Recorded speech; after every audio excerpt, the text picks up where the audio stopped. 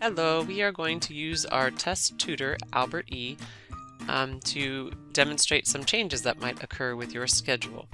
In general, we expect that you will keep your work schedule until the end of the semester, but if something does change, please communicate with the leadership team. We want you to continue to be successful students, so if there's issues or you have questions, please just make sure to communicate with us. So one of the changes that might come up is a time off request. If you need to request time off from work, we ask that you make your request at least 7 days in advance, but the sooner the better. If you know in August that you will need a day off in November because you already have something scheduled that conflicts with your work schedule, go ahead and submit your request in August so that we can get the shifts covered. For a future day, if you are requesting time off, you are going to start out in our Employee Hub.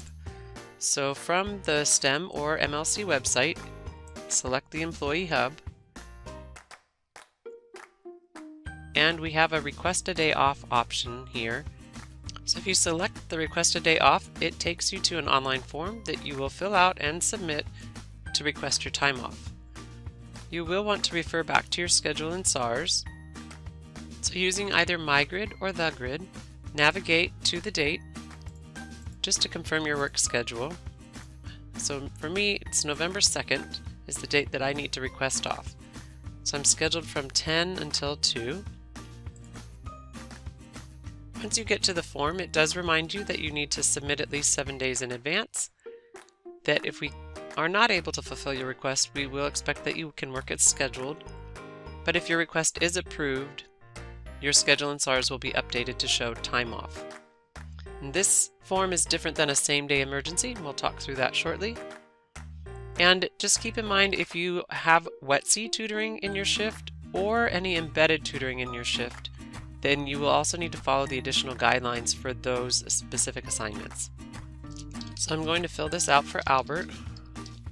I'm going to use my email address. I'm going to select November the 2nd. In my case, I am requesting all day off. I need to take my full shift off. But let's say I just needed to take off a portion of my shift. So maybe I just needed to be off from 1 to 2.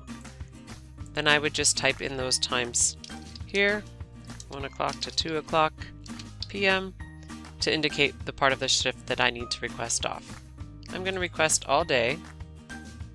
Since this is a physics shift, my request will be as a STEM tutor.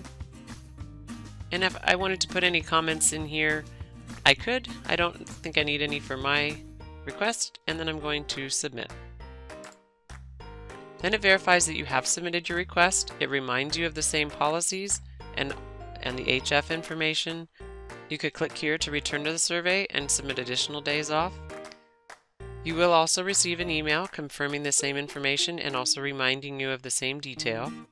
And then for updates on your time off request, you will want to refer to SARS. So I'm looking at SARS now. Keep in mind you always need to refresh. It actually did it on its own. So you can see it is noted as time off. If you ever had questions about the status of your request, you could always send us an email as well. Another change in your schedule could be that you pick up some additional shifts. So when somebody requests time off, or if the center has a need for additional coverage, those available shifts are posted on this Employee Hub in Canvas. So in addition to logging into the Hub to access these systems that we have and to check out our important and flashy weekly updates posted here, you'll also want to check in just to see some available shifts that you could apply to work. This gives you an opportunity to maybe work some more hours. So there are some shifts available, and I'm interested in covering one of them, so I'm going to apply to cover the shift. And it lets you know right here how to apply to work the available shift. And if you are assigned to work the shift, we will send an email confirmation, and you will also see the schedule updated in SARS. So I'm going to submit this. Let me look back up here. I'm interested in this chemistry shift on Thursday, July 15th. The shift number is 4, and it's from 5 to 7 p.m. It's a chem drop-in shift. So all I need to submit here is that it's shift number 4, and if I wanted to add a comment, I could. I don't think one is needed. I'm just applying to the shift, so I will submit my request. While I will receive an email confirming if I am assigned to cover that shift, I can also check SARS as the updates will be there. If I wanted to go to July 15th and see if that shift had been added, I don't have any shift. You can see even though I was picking July 15th, it's popping up within my next scheduled date, which is August 24th. So currently I'm not scheduled for July 15th. I have not been assigned that shift, but I can also email STEMLC if I wanted to get an update from them. Also, if you are assigned to work the shift, since this is a shift that's different from your regular schedule, you will need to add a comment in Workday when you submit your time for this shift. And there may be some less frequent times that we reach out to you through either work email or text or talking to you during your shift to see if you would be interested in some coverage that we're seeking. And if you accept those will also be added to your schedule in SARS and you will see those there. We do understand that sometimes a same-day emergency, sickness, or issue may arise, and on the rare occasion that this occurs, we ask that you communicate with us as early as possible. If you come to the Employee Hub, it does give you this information if there's a need to be out today. If you select that link, it will guide you through the same information. But we're asking that you email or call us, and if you need to leave a voicemail, you can, letting us know that you'll be out today or potentially running late. Just keep us informed.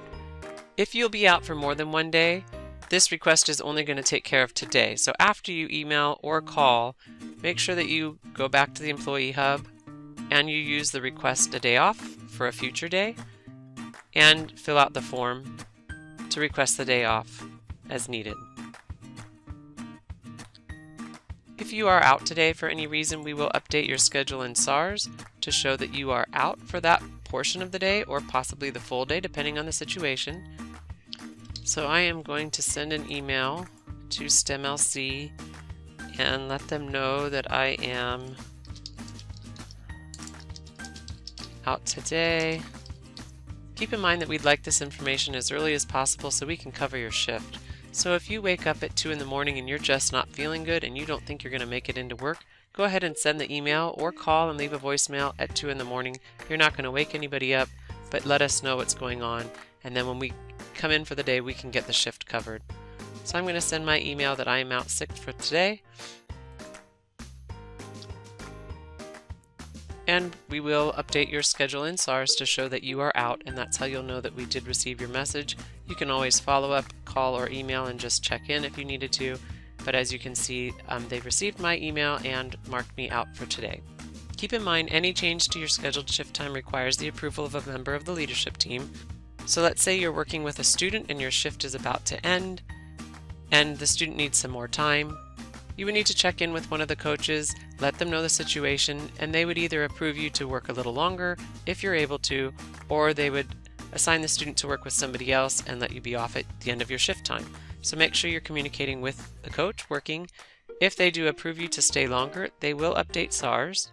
Since Albert was the only physics tutor working on this day, they did approve him to work until 2:30 with a student, and so you will see SARS updated. There it is. So I've been extended until 2:30. A coach has approved it, so I will work with a student until 2:30. I do need to make sure that this change is updated so that it matches what I enter into Workday, and I will also need to enter a comment in Workday since this is a change to my normal shift time.